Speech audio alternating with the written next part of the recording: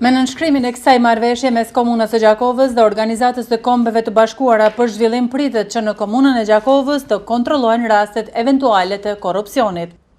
Program ky, cili Kombet e Bashkuara ka një strategji afatgjate 2013-2017 dhe shumë shpejt ne do të kemi edhe një oficer ndërlidhës që do të jetë një udhëheqës i këtij programi në kuadër të Komunës së Gjakovës, i vendosur në Komunën e Gjakovës dhe në ndërlidhje midis Komunës së Gjakovës, Organizatës së Kombeve të Bashkuara dhe qendrës inovative për format më kreative të raportimit dhe luftimit të korrupsionit.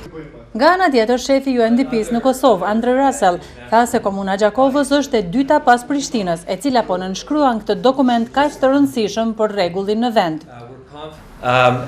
Po ndihem mirë sot këtu në Gjakovë sepse ne sot nënshkruam një dokument shumë të rëndësishëm për realizimin dhe parandalimin e korrupsionit në komunën tuaj.